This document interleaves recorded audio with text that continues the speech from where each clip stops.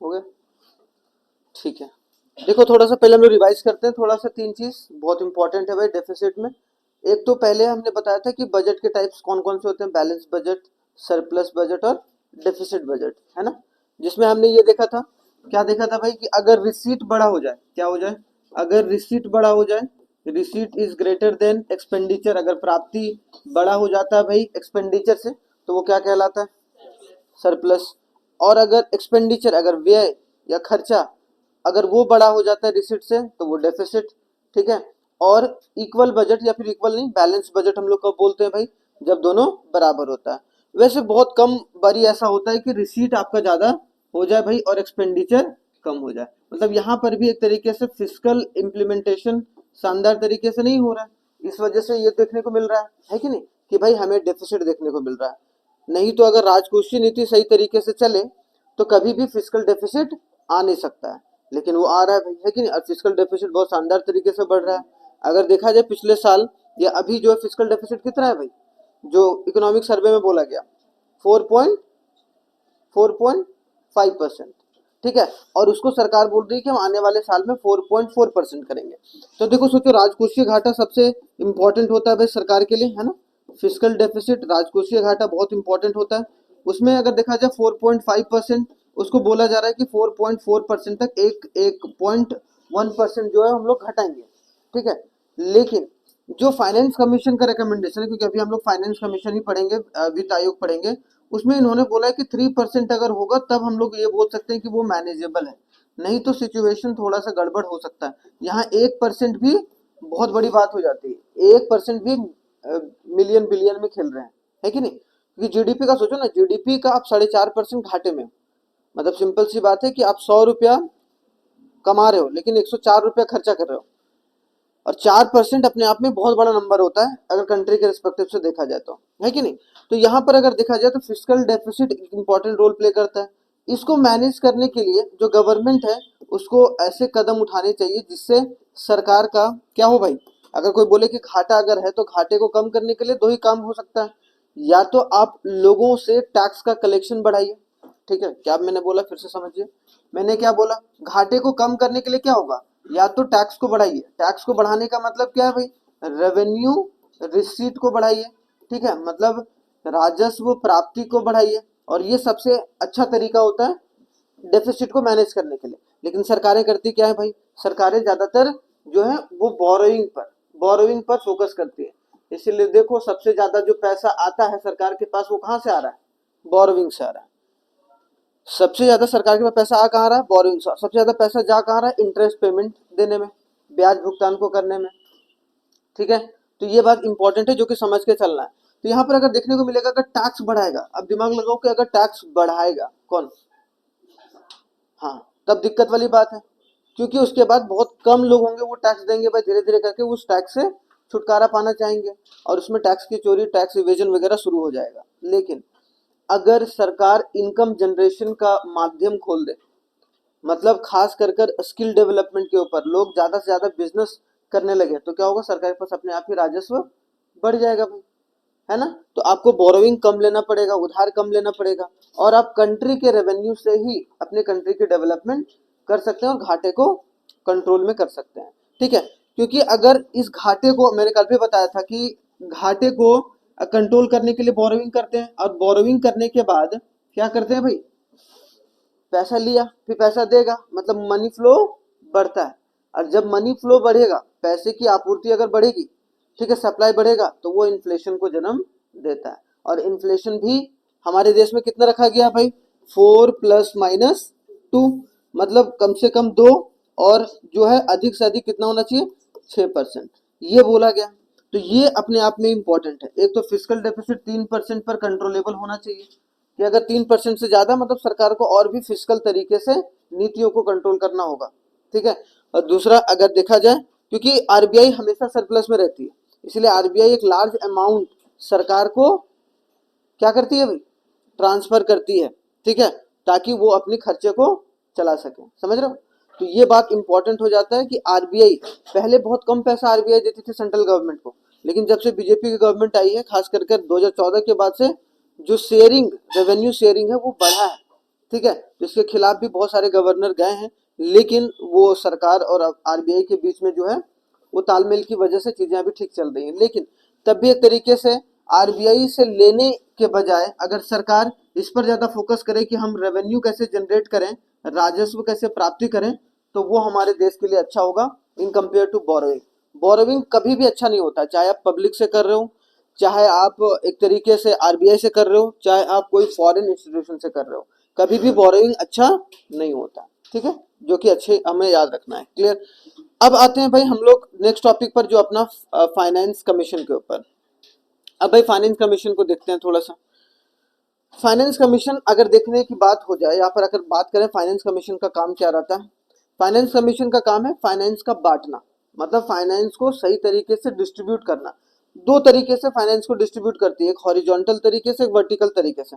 जो 16th जो आयोग है उसने एक तरीके से इसका पूरा एक बोला जाए क्या बोलते हैं कैरेक्टरिस्टिक्स बताया है कि किस तरीके से हम लोग बांटेंगे, क्या क्या करेंगे, वो अभी हम लोग आगे देखेंगे। लेकिन सबसे पहले फाइनेंस कमीशन, फाइनेंस कमीशन क्या है, अकॉर्डिंग टू आर्टिकल 280, आर्टिकल 280 के अनुसार, संविधान के अनुसार, the president appoint a finance commission. देखो फाइनेंस कमीशन के एक तो चेयरमैन होते हैं, याद रखना है इसको अलग से, ठीक है। एक तो चेयरमैन और 4 जो रहते हैं वो अदर मेंबर्स रहते हैं, ठीक है, अदर मेंबर्स रहते हैं। और इन सारे मेंबर्स को किनके द्वारा अपॉइंट किया जाता है, प्रेसिडेंट के द्वारा अपॉइंट किया जाता है। ये पहली बात तो ये याद रखना है कि प्रेसिडेंट, क्योंकि यहाँ संवैधानिक बॉडी से रिलेटेड है, और लगभग जितने भी संवैधानिक पद पर जो बैठे हुए हैं प्रेसिडेंट से नीचे, उन सब सारे को अपॉइंट लगभग समय आपको देखने को मिलेगा प्रेसिडेंट करती हैं, ठीक है, या करते हैं। यहाँ पर जो फाइनेंस कमीशन है या वित्त आयोग है वो हर 5 साल के लिए चुना जाता है। जैसे 5 ईयर प्लान था ना, जनरली इसका मानना था शुरुआती स्थिति में कि जैसे जैसे 5 ईयर प्लान बढ़ेगा तो 5 साल का, क्यों सोचो इसके पीछे वजह क्या था फाइनेंस कमीशन को लाने का। वजह यही था कि हमारे देश में 5 वर्षीय योजना 1951 से लागू हो गया था। अब 1951 से जब फर्स्ट 5 ईयर प्लान आया तो ये सोचा गया कि भाई क्यों ना एक आयोग बैठाया जाए और एक संवैधानिक हो, और वो एक तरीके से न्याय भी दिलाए, मतलब दो तरीके से। इसीलिए हम लोग इसको क्या बोल रहे हैं, क्वाजी जुडिशियल बॉडी। देख रहे हो इसको क्या बोल रहे हैं भाई, क्वाजी जुडिशियल बॉडी, मतलब क्या, अर्ध न्यायिक निकाय बोलते हैं। इसका मतलब क्या, इसका कॉन्स्टिट्यूशनल एंगल भी है, और अगर सेंटर और स्टेट के बीच में कोई रेवेन्यू का मामला फंसता है तो सबसे पहले फाइनेंस कमीशन उसको डील करेगा। उसके बाद अगर कुछ नहीं होता तब वो एक तरीके से सुप्रीम कोर्ट वगैरह जा सकता है, याद रखना। इसीलिए मतलब क्या है, फाइनेंस कमीशन का 2 काम है। फाइनेंस कमीशन का काम सिर्फ ये नहीं है, ये नहीं बताना है सरकार को कि आप कितना पैसा देंगे, इसका ये भी काम है कि अगर कोई लफड़ा होता है फाइनेंस से रिलेटेड तो उसको सॉल्व या रिजॉल्व करने का काम भी फाइनेंस कमीशन करता है। इसीलिए इसको क्वाजी जुडिशियल बॉडी बोला गया, क्योंकि इसका दोनों कॉन्स्टिट्यूशनल भी काम है और एक तरीके से जुडिशियरी का काम है। जुडिशियरी का काम क्या रहता है, फैसला सुनाना, तो फैसला देने का भी काम ये करता है। तो अभी हम क्या बात कर रहे थे भाई कि फाइनेंस कमीशन जो है एक इम्पॉर्टेंट रोल प्ले करता है, खास कर हमारे देश के फाइनेंस को मैनेज करने के लिए। अब यहाँ पर समझो, अगर सही तरीके से फाइनेंस कमीशन ने बोल दिया कि भाई इतना पैसा आपको देना है, ठीक है, किसको, स्टेट्स को, या फिर जैसे मान लो एग्जांपल के तौर पर कि कोई एक घर में भाई एक बड़ा बेटा, वो नौकरी लग गया उसका, अब शुरुआती दिन पहला महीना या फिर पहला जो साल है वो कमाया ढंग से, तो बढ़िया से उड़ाया, इधर उधर उड़ाया, कपड़े लत्ते खूब खरीदे, गाड़ी वगैरह खरीद लिया। लेकिन जैसे ही दूसरे साल होगा तो उसके माँ बाप आ जाएंगे, बोलेंगे बेटा तुम्हारा बहुत अय्यासी हो गया, अब तुम जितना भी सैलरी है उसका 20% कम से कम सेव करना स्टार्ट कर दो, या 25% सेव करना स्टार्ट कर दो सैलरी के डेट ही, मतलब दिन ही। मतलब आज 2 तारीख को सैलरी क्रेडिट हुआ तो उसका 20% पैसा निकाल के तुरंत इन्वेस्ट कर दो, ताकि चीजें जो है आप फाइनेंस को सही तरीके से लॉन्ग टर्म में मैनेज कर पाओ। तो यही काम फाइनेंस कमीशन का है। फाइनेंस कमीशन क्या बोलती है भाई सेंट्रल गवर्नमेंट को कि सारा पैसा आप नहीं करेंगे, क्यों, क्योंकि सारा कंट्रोल अगर फाइनेंस का आपके पास रहेगा तो आप, हो सकता है कि आप पक्षपात करें, आपका जिस स्टेट में आपका जो गवर्नमेंट होगा हो सकता है कि आप उसको ज्यादा फाइनेंस दें, और जिस स्टेट में आपकी गवर्नमेंट नहीं है वहां पर आप हो सकता है कम फाइनेंस दें। बहुत बार इसमें देखो जो चीफ मिनिस्टर्स होते हैं अदर पार्टीज के, वो एक तरीके से क्लेम करते रहते हैं, अब बोलते रहते हैं कि भाई ये गलत करती है केंद्र सरकार। लेकिन इसी के बीच में फाइनेंस कमीशन आती है, जो फाइनेंस कमीशन ट्रांसपेरेंसी बनाती है स्टेट और सेंटर के बीच में पैसों के डिस्ट्रीब्यूशन को लेकर, ताकि पैसा जो है वो सही तरीके से स्टेट के पास भी पहुंचे। जो स्टेट बहुत बड़ा स्टेट है उसको ज्यादा पैसा मिलता है, जो अपनी फिस्कल पॉलिसी को, जो अपनी स्टेट फिस्कल पॉलिसी बोल रहा हूँ, जो राज्य राजकोषीय नीति को सही तरीके से लेकर चल रहा है उसको ज्यादा एक तरीके से जोड़ दिया जाता है फाइनेंस कमीशन के द्वारा, और जो एक तरीके से अपने एंगल को सही तरीके से लेकर नहीं चल रहा है उसको तो हिदायत दिया जाता है भाई पहले आप अपना सुधारो।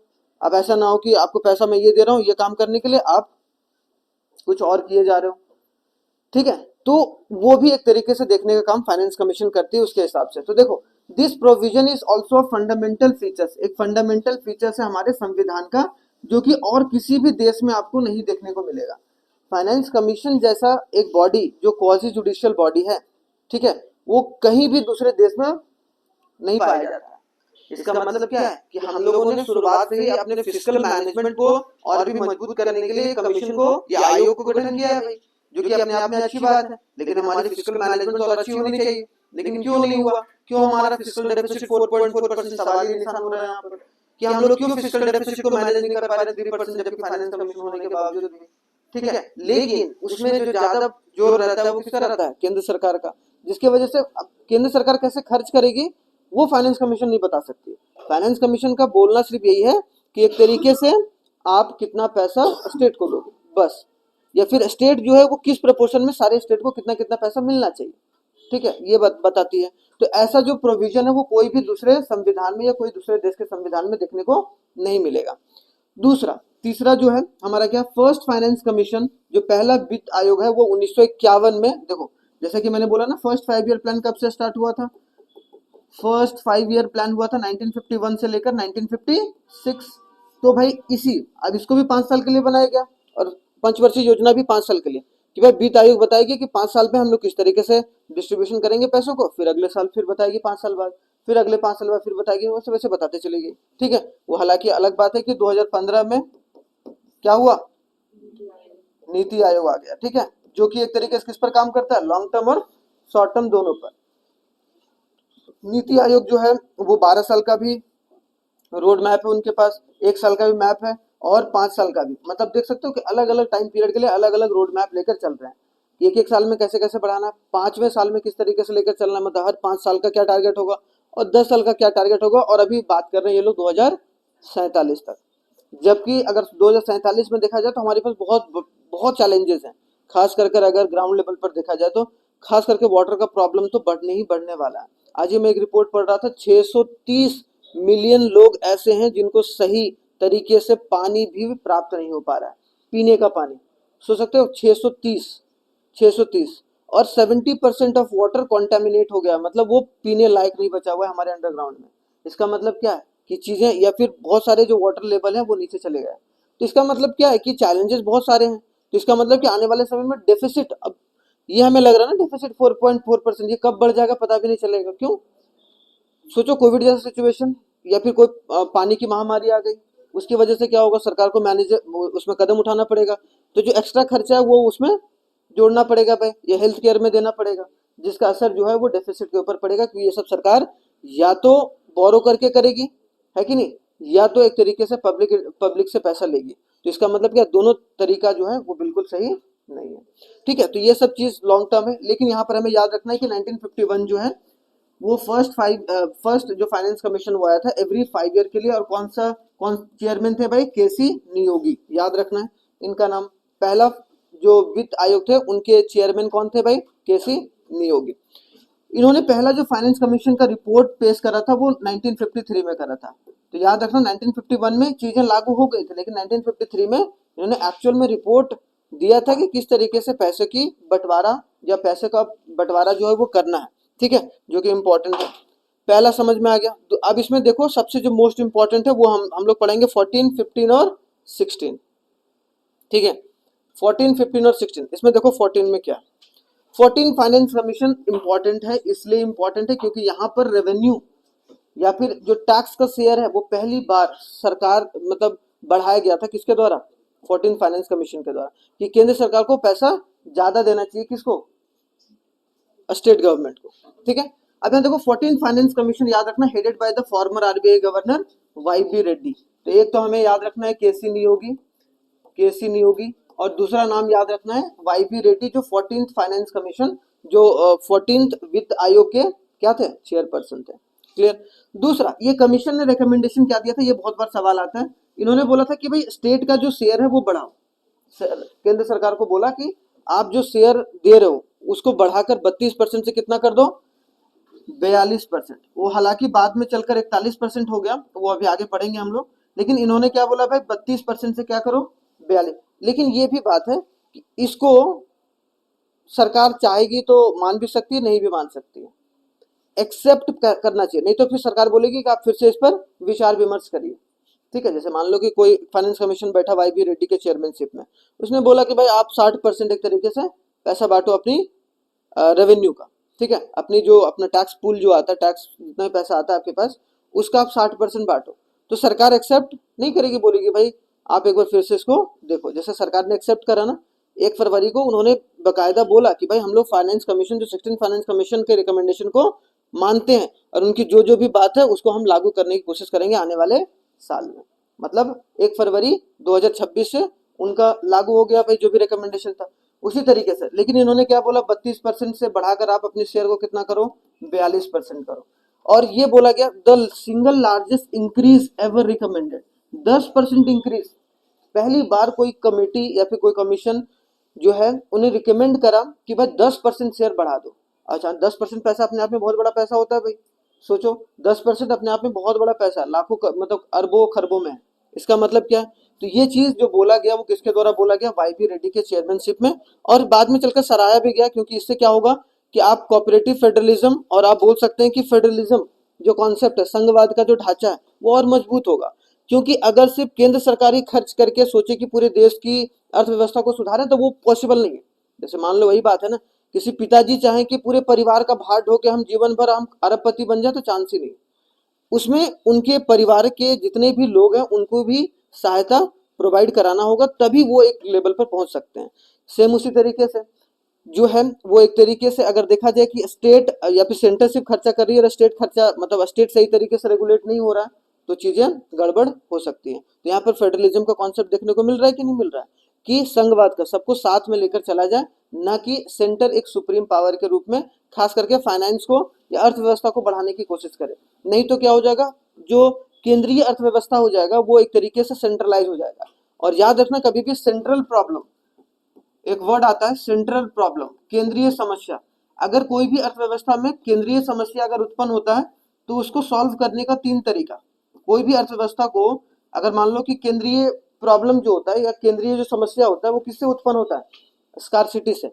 कोई भी पूछे कि इकोनॉमिक जो प्रॉब्लम है, आर्थिक जो समस्या है या केंद्रीय जो समस्या है वो उत्पन्न क्यों हो रही है भाई, स्कार्सिटी से। स्कार्सिटी का मतलब कमी। अगर इकोनॉमी में सिंपल से सोचो ना कि अगर कमी नहीं होगा तो समस्या कैसे उत्पन्न होगा। जैसे मान लो कि तुमको पैसे की कमी नहीं, ठीक है, इसका मतलब क्या है, तुम्हें किसी चीज की स्कार्सिटी नहीं होगी जनरली अगर बोला जाए तो, खास करके मॉनेटरी बेनिफिट को लेकर बोला जाए। लेकिन कोई अर्थव्यवस्था में जब कमी आता है, स्कार्सिटी आता है, तो इकोनॉमिक प्रॉब्लम निकल के आता है। सोचो क्या आता है, इकोनॉमिक प्रॉब्लम। और इकोनॉमिक प्रॉब्लम से डील करने के लिए सेंट्रल प्रॉब्लम आता है भाई। सेंट्रल प्रॉब्लम में क्या सवाल पूछा जाता है, how to produce, whom to produce, for whom to produce and what to produce। क्या उत्पादन करना है, कैसे उत्पादन करना है और किसके लिए उत्पादन करना है। ये 3 सवाल अर्थव्यवस्था अपने आप से पूछती है। अगर ये 3 सवाल कोई भी अर्थव्यवस्था नहीं पूछ पा रही है, इसका मतलब वो अर्थव्यवस्था सही तरीके से कभी भी पनप नहीं पाएगी। अब ये कैसे पूछती है वो सोचो। अब सोचो एक अर्थव्यवस्था में जो है वो मान लो कि नेचुरल रिसोर्स की कमी है, ठीक है, नेचुरल रिसोर्स की कमी है या कोई भी चीज की कमी है, तो वो पूछेगी ना पहले अर्थव्यवस्था, मतलब अर्थव्यवस्था में पूछा जाएगा सरकार के द्वारा या अपने आप से सवाल पूछा जाएगा कि भाई जो कमी है वो है क्या। पहला प्रॉब्लम क्या कि कमी क्या है, तो कमी के बारे में पता चल गया कि ये चीज की कमी है भाई, तो हमें इस चीज की मैन्युफैक्चरिंग करनी है। जैसे मान लो एक बिजनेसमैन है, एक बिजनेसमैन मार्केट में क्यों कैसे उतरेगा, प्रॉब्लम को जान के ना, कि ऐसे कूद पड़ेगा कि चलो पार्ले जी बिस्किट, पार्ले जी जैसा बिस्किट बनाना शुरू करते हैं, अपने आप से शुरू नहीं होगा। तो उसको सबसे पहले सवाल क्या पूछना होगा, भाई हमें बिजनेस तो खोल रहे हैं, मतलब ये अर्थव्यवस्था में तो हम हैं, लेकिन इस अर्थव्यवस्था की प्रॉब्लम क्या है। तो प्रॉब्लम मतलब क्या है, तो वो क्या चीज की कमी है, वॉट, ठीक है। उसके बाद उसे बनाना कैसे है, क्या हमें लेबर का ज्यादा इस्तेमाल करना चाहिए कि मशीन का ज्यादा इस्तेमाल करना चाहिए। अगर मशीन का इस्तेमाल करेंगे तो जल्दी प्रोडक्शन होगा, अगर लेबर का इस्तेमाल करेंगे तो कम प्रोडक्शन होगा, लेकिन उसमें खर्चा जो होगा वो आपको ज्यादा देखने को मिलेगा क्योंकि लेबर कॉस्ट आ जाता है उसमें। लेकिन जहां पर लेबर सस्ता है तो वहां पर चीजें और भी आसान हो जाती है। लेकिन वहां प्रोडक्शन, अगर लेबर और मशीन को दोनों को साथ में जोड़ दें तो प्रोडक्शन अपने आप ही बढ़ जाएगा, उत्पादन अपने आप में ही बढ़ जाएगा। और लास्ट होता है किसके लिए उत्पादन करें। अब देखो आजकल के जमाने में अभी जो है खास करके बच्चों का कपड़ा और जो एडल्ट्स का कपड़ा है वो ज्यादा हमारे मार्केट में बिक रहा है। क्यों? कि हमारी पॉपुलेशन की जो प्रोपोर्शन है वो उस तरीके से है कि यूथ पॉपुलेशन और बच्चों की पॉपुलेशन ज्यादा है। इसलिए देखो कोई भी मॉल में ज्यादातर कपड़े जो होंगे वो आपको देखने को मिलेंगे यूथ और इसके। अब जैसे मान लो साड़ी है, अब साड़ी जापान में जाके बेचेगा तो कोई कंपनी का बिकेगा? नहीं बिकेगा। क्यों? क्योंकि वहां की प्रॉब्लम पता ही नहीं, वहां के लोग उसको एक्सेप्ट ही नहीं करेंगे। तो ट्रेडिशन कल्चर भी होता है, तो वो अलग बात है जो कि हमें समझ कर चलना है। तो ये सब सारे प्रॉब्लम्स को डील करने की बात यहाँ पर की जा रही है, और ये जो है वो हम लोग कर सकते हैं। यहाँ पर 32% से 42% अगर हम लोग रेवेन्यू का शेयर अगर बढ़ाया जाए तो हो सकता है कि स्टेट गवर्नमेंट जो है वो और भी अच्छे तरीके से काम करे। ये अपने आप में इंपॉर्टेंट है। अब आते हैं 15th finance commission. 15th finance commission किसके द्वारा किसके चेयरमैनशिप में? भाई याद रखना, एनके सिंह। ठीक है, एनके सिंह की अध्यक्षता में, जो कि फॉर्मर रेवेन्यू सेक्रेटरी रहते हैं, राजस्व एक तरीके से आपको सचिव देखने को मिलते हैं, वो एनके सिंह जो है उनकी अध्यक्षता में जो 15th फाइनेंस कमीशन बैठाया गया था। It has been asked to look into the impact of, देखो यहाँ जीएसटी के इम्पैक्ट के बारे में भी सरकार ने बोला था कि भाई आप जीएसटी के इम्पैक्ट को बताइए कि जीएसटी का क्या इम्पैक्ट होगा, किस तरीके से जीएसटी को और अच्छे तरीके से हम लोग लागू कर सकते हैं, कितना परसेंटेज कम कर सकें, कितना बढ़ा सकें। ठीक है, तो ये सब सारी चीजों के बारे में। अभी जीएसटी के कितने रेट है भाई? 3 है, 3 ही रेट बचे हुए। पहले 5 रेट हुआ करते थे, अब कितने हैं? 3 रेट है। तो इसका मतलब क्या, धीरे धीरे करके सरकार ने चीजों को और भी एनालाइज करा है, जो कि इंपॉर्टेंट है। तो यहाँ बोला क्या भाई, it has been asked to look the impact of, अगर कोई पूछेगा कि कौन से फाइनेंस कमीशन को सरकार ने ये बोला था कि आप जीएसटी के बारे में सोचिए और जीएसटी को और अच्छे तरीके से कैसे लागू किया जाए उसके बारे में बताइए, तो वो कौन से? एनके सिंह की जो चेयरमैनशिप की जो finance commission, 15th finance commission. ये देखो, this commission was scheduled to submit the recommendation by 2019 तक बोला गया था कि आप अपनी रिपोर्ट जो है वो पेश कर दें। ठीक है, the recommendation to observe the period of 5 year which implemented from the April 20 to 26। लेकिन बीच में कोविड आ गया तो इसकी वजह से 1 साल और बढ़ गया, तो अभी 2026 में फिर 16 फाइनेंस कमीशन आया। जनरली 5 साल के लिए हुआ करता है। ठीक है, तो ये भी बात जो समझ के चलना है, जो कि इम्पोर्टेंट है। ठीक है, आगे अगर देखो थोड़ा सा, अब आते हैं 16th finance commission. 16th finance commission जो है ये बहुत इंपॉर्टेंट है, क्योंकि 1 फरवरी 2026 को ही सरकार ने इसको एक्सेप्ट करा है, किसके साथ? बजट के साथ। ठीक है, तो अपने आप में इंपॉर्टेंट हो जाता है भाई, यहाँ से सवाल पूछा जा सकता है आगे चलकर।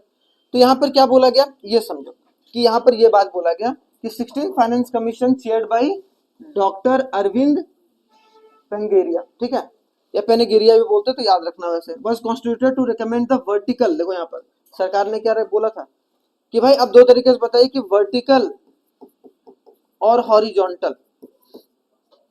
अब देखो दोनों में क्या अंतर है भाई? वर्टिकल लाइन कैसा होता है? वर्टिकल स्ट्रेट होता है ऐसे करके। इन्होंने ये बोला कि स्टेट मतलब सेंटर और स्टेट के बीच में, सेंटर और स्टेट के बीच में पैसों का बंटवारा कैसे होता है? इन्होंने बोला कि 41% का बंटवारा करो, 42% नहीं। जो 41% है भाई, 41% आप एक तरीके से लेकर चलो।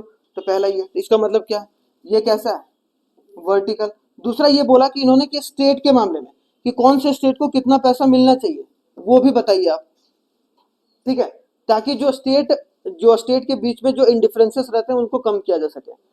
अब इसमें बोला, इसमें जो है 5-6 इंडिकेटर बताया गया कितना कितना परसेंट कि भाई, जिससे मान लो कि जो स्टेट में पॉपुलेशन ज्यादा है तो सिंपल सी बात है भाई, वहां पर चीजें जो है या पैसा जो है वो ज्यादा मिलेंगे उसको, मतलब जो पैसा होगा वो ज्यादा मिलेगा, है कि नहीं? अब जहाँ पॉपुलेशन कम है वहां पर, जैसे उत्तराखंड को जितना पैसा मिल रहा है, ठीक है, उससे ज्यादा मिलना चाहिए उत्तर प्रदेश को, या कम मिलना चाहिए? ज्यादा मिलना चाहिए, ऑब्वियस सी बात है, क्योंकि वहाँ पॉपुलेशन ज्यादा है, उसका एरिया वाइज भी बहुत ज्यादा है। तो एक तरीके से ये क्या है भाई, वर्टिकल डिस्ट्रीब्यूशन कैसे करें, ये सॉरी हॉरिजॉन्टल कैसे करें, इनके बारे में बताया गया। अभी इसको डिस्कस भी करेंगे। तो यहाँ पर क्या बोला गया भाई, was constituted to recommend the vertical and horizontal tax devolution, कि टैक्स का डिवोल्यूशन कैसे किया जाए, ग्रांट इन एड कैसे दिया जाए, ये भी इंपॉर्टेंट है कि ग्रांट किस तरीके से दिया जाए, कितना पैसा सरकार जो है वो ग्रांट के रूप में रखे। ग्रांट मतलब अनुदान जो दिया जाए।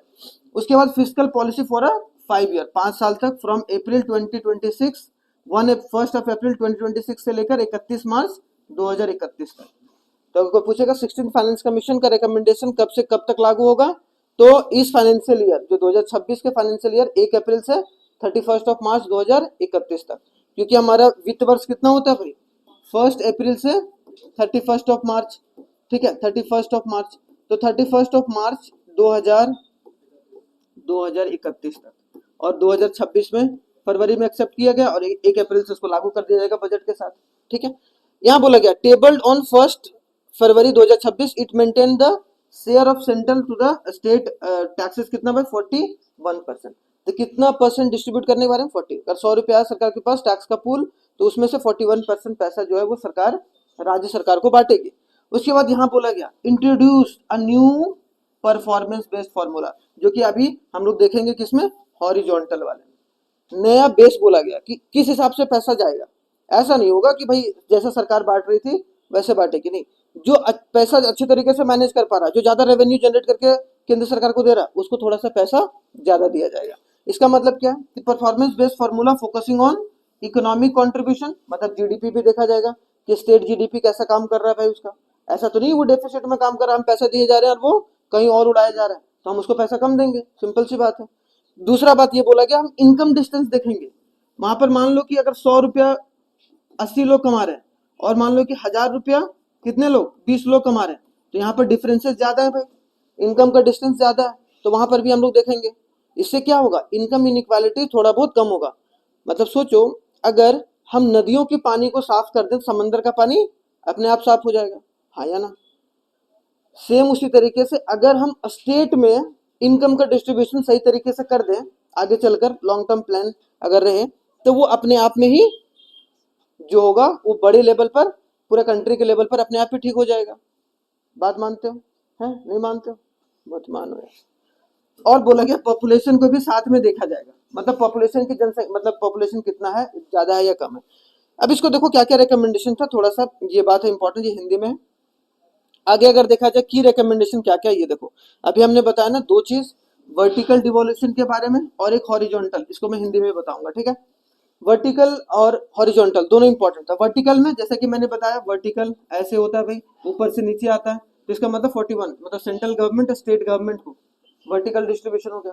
दूसरा हॉरिजॉन्टल क्या, स्टेट के बीचों में, तो यहाँ बोला गया अभी बताया ना कि नया मेट्रिक जो है वो लाया गया, तो नया मेट्रिक में क्या है, बोला गया भाई कि इनकम डिस्टेंस हम लोग 42% लेंगे, मतलब 42% तवज्जो लेंगे, जो उनका निकालेंगे कि उनका मतलब परफॉर्मेंस कितना अच्छा है या बुरा है, उसमें जो भी इंडिकेटर होगा वो हम लोग 42% क्या मान के चलेंगे उसमें, इनकम डिस्टेंस 2011 पॉपुलेशन के हिसाब से हम लोग, क्योंकि अभी नया सेंसस आया नहीं है, ठीक है, तो उसमें 17.5% हम पॉपुलेशन का आधार मान के चलेंगे, उसके आधार पर भी पैसे को डिस्ट्रीब्यूट करेंगे, ठीक है। डेमोग्राफिक परफॉर्मेंस कितना होगा 10%, एरिया का एरिया वाइज कितना होगा 10%। फॉरेस्ट एंड इकोलॉजी बहुत इंपॉर्टेंट, ये वाला ऐड किया गया कि अगर जो अपने राज्य में फॉरेस्ट और इकोलॉजी को संरक्षण ज्यादा अच्छे तरीके से कर रहा है उसको हम 10% पैसा अतिरिक्त देंगे, या फिर 10% पैसा बांटेंगे, जितना भी पैसा देंगे उसमें से 10% पैसा वो किस पर खर्च करेगा, जनरली वो किस पर होगा, फॉरेस्ट एंड इकोलॉजी पर, ताकि हमारे देश में फॉरेस्ट और जो ये पोल्यूशन का मामला चल रहा है उसको एक तरीके से, इसको ऐसे भी समझ सकते हो कि अगर 100 रुपया अगर दिया जाए राज्य सरकार को, तो राज्य सरकार को बताया जा रहा है एक तरीके से कि आपको आगे चलकर पैसों का खर्चा किस किस जगह पर कितना कितना करना है, समझ रहे हो, तो ये बात इंपॉर्टेंट है। आगे अगर देखा जाएगा बोला गया a new 10% weight for the contribution of GDP, और अब 10% ऐसे पैसे को खर्च करेंगे जो डायरेक्टली कंट्री के जीडीपी को बढ़ाने में मदद करेगा। मतलब जैसे मान लो कि आपने बंदरगाह खोल दिया, आपने कोई पावर प्लांट खोला, तो इसका मतलब क्या होगा कि उससे एक तरीके से डेवलपमेंट ज्यादा अच्छे तरीके से देखने को मिलेगा। फिर एक बोला गया grant in aid, recommended total grant कितना बोला गया, कितना देगी भाई 9 पॉइंट, ये डायरेक्ट नंबर याद रखना, 9.47 lakh crore for the local bodies and disaster management while discontinuing the previous sector specific and revenue deficit grant।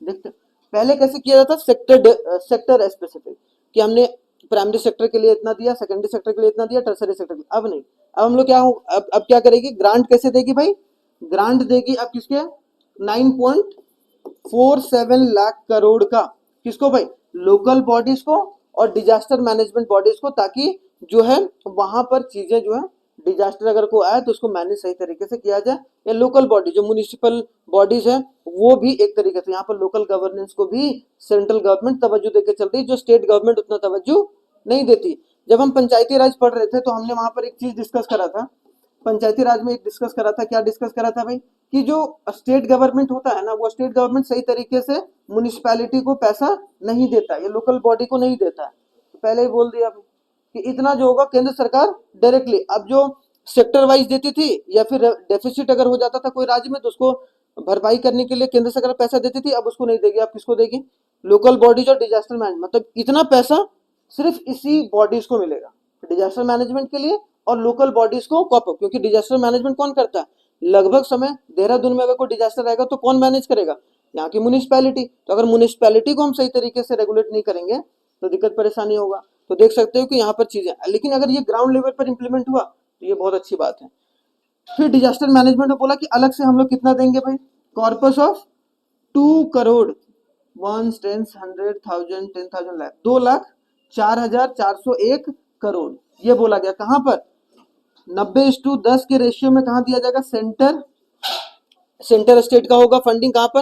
Himalayan और नॉर्थ ईस्टर्न जो स्टेट है, जो उत्तर पूर्वी राज्य है, और बाकी सारे स्टेट में कितना कंट्रीब्यूशन होगा? 75:25, मतलब 75 होगा सेंट्रल गवर्नमेंट देगी अगर डिजास्टर मैनेजमेंट आया तो। जैसे मान लो कि कहीं आपदा आ गई तो आपदा में 75% जो पैसा है वो केंद्र सरकार देगी, 25% राज्य सरकार को, अगर वो हिमालयन और नॉर्थ ईस्टर्न स्टेट नहीं है तो। आई बात समझ में? आता कोई दिक्कत परेशानी नहीं ना? ठीक है, इसको देखो थोड़ा सा हिंदी में, क्या हिंदी में थोड़ा सा देखना बनता है। देखो इसको थोड़ा सा, मुख्य सिफारिश में सबसे पहले क्या? ऊर्ध्वाधर हस्तांतरण, और एक है क्षैतिज जो सूत्र या फिर हस्तांतरण किस तरीके से करेगा।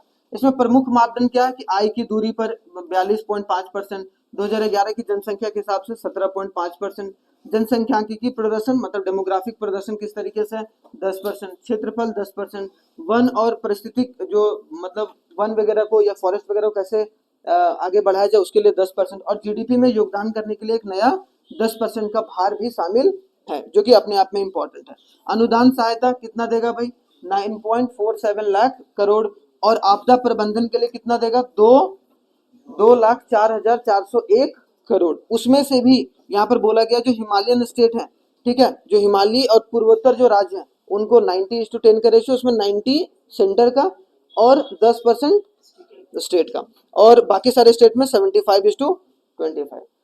अब देखो लास्ट टॉपिक है एक बजट का, जो है FRBM एक्ट 2003, बहुत इंपॉर्टेंट है। FRBM एक्ट क्यों लाया गया था भाई, ये सोचो। FRBM एक्ट क्यों लाया गया था 2003, कोई बताएगा? ताकि सरकार अपनी फिस्कल रिस्पॉन्सिबिलिटी को समझे, ताकि सरकार जो है वो अपनी राजकोषीय नीति किस तरीके से लागू करना है वो चीज समझ के चले, वो अपने आप में इंपॉर्टेंट है। ठीक है, तो FRBM का फुल फॉर्म क्या होता है? द फाइनेंशियल रिस्पॉन्सिबिलिटी, ठीक है, एंड बजट मैनेजमेंट एक्ट, मतलब क्या? वित्तीय उत्तरदायित्व और बजट प्रबंधन अधिनियम। ये अधिनियम ताकि बजट का प्रबंधन जो किया जाए, या फिस्कल जो रिस्पॉन्सिबिलिटी है सरकार वो कानूनी तरीके से करे, ताकि चीजें जो है अच्छे तरीके से बढ़ पाए, और बजट उस हिसाब से हो ताकि हमारी सरकार रिस्पॉन्सिबल या रिस्पॉन्सिबिलिटी लेकर जो अपने पैसों को खर्च करे। ठीक है, तो FRBM एक्ट याद रखना 2003। कब इनेक्ट हुआ था भाई? 2003 को। इसका मेन एम क्या था? सेंट्रल गवर्नमेंट को रिस्पॉन्सिबल बनाना, ताकि inter generational equity on the fiscal management and long term. क्या बोला गया? कि लॉन्ग टर्म सरकार को हमेशा सोचना चाहिए, ना कि शॉर्ट टर्म। बजट हमेशा इस तरीके से ना बनाए, एक होता है ना बजट हमने बनाया कि भाई इस साल खर्चा कैसे करना है, एक हमने बनाया कि भाई साल दर साल करके हम 2047 तक या 2050 तक हम किस तरीके से पहुंचना चाह रहे हैं। उन दोनों में काफी अंतर है। एक है लोक लुभावना आप कर रहे हैं, लोक लुभावना बजट बना रहे हैं, जिससे ग्राउंड लेवल पर कोई ज्यादा अंतर नहीं पड़ रहा है, हमारे जीडीपी के लेवल पर कोई बड़ा इंपैक्ट नहीं पड़ रहा है। तो इसमें बोला गया कि फिस्कल मैनेजमेंट सही तरीके से करके चलिए, मतलब राजकोषीय प्रबंधन होना चाहिए, और दीर्घकालिक जो आर्थिक जो नीति है वो किस तरीके से सरकार लाए, ताकि लॉन्ग टर्म इंपैक्ट हमारे देश की जीडीपी के ऊपर पड़े। ठीक है, ये इंपॉर्टेंट है। द एक्ट जो इन्वेसाइज द सेटिंग ऑफ लिमिट, कितना बोला गया? 3%। कि सरकार ये FRBM एक्ट के तहत क्या बोला गया भाई? कि 3% जो है वो फिस्कल डेफिसिट जो है वो सरकार को मैनेज करके चलना है, अगर फिजिकल रिस्पॉन्सिबिलिटी को अगर वो मजबूती से ले रहे हैं, ठीक है। लेकिन अभी है कितना भाई 4.5% और 4.4% बोला जा रहा है, लेकिन धीरे धीरे कर कर इसको कम करने के बारे में बोला जा रहा है, ठीक है। वैसे सरकार ने ये इस कमेटी ने बोला था, एक कमेटी था एनके सिंह, आपको याद होगा एनके सिंह कौन था भाई, 15th फाइनेंस कमीशन के जो चेयरमैन थे, उन्होंने ये बात बोला था, क्या बोल रिकमेंड क्या करा था सरकार को कि आप फिजिकल डेफिसिट टारगेट करो कितना, 3% ऑफ द जीडीपी, 3% अगर है तब मैनेजेबल है, ठीक है। उसमें बोला गया था और अप टू द मार्च 31 2020 कि 2020 तक आप उसको 2.8%, लेकिन 2020 में क्या आ गया, कोविड आ गया, जिसके वजह से सारी चीजें गड़बड़ा गई भाई। वो 2 साल कोविड में सरकार तो अतिरिक्त खर्चा ना, प्रोडक्शन तो ठप हो गया था भाई 1-1.5 साल के लिए, तो चीजें शानदार तरीके से नहीं चल पाई। लेकिन इसको एक तरीके से रिवाइज किया गया, लेकिन याद रखना कि एनके सिंह की कमेटी ने बोला था कि भाई 3% एक तरीके से लाइए, उसके बाद फिर आप उसको 2020 तक कट के 2% तक लाइए, 2.8% तक, फिर 2020 और 21 में उसको 2.5%, मतलब 2023 तक, देख रहे हो। मतलब ये बोला गया था कि इसको 2%, 2.5% तक 2023 तक लाने की बात की थी, लेकिन अब ये हो कितना गया, 4.5%, ठीक है। अब धीरे धीरे करके सरकार 0.1% करके धीरे धीरे घटा रही है, ठीक है। घट रहा है अच्छी बात है, लेकिन बढ़ेगा तो कभी भी अच्छी बात नहीं होगी, जो कि हमको समझ के चलना है। तो ये हमारा बजट का चैप्टर होता है समाप्त, ठीक है। धन्यवाद मैडम।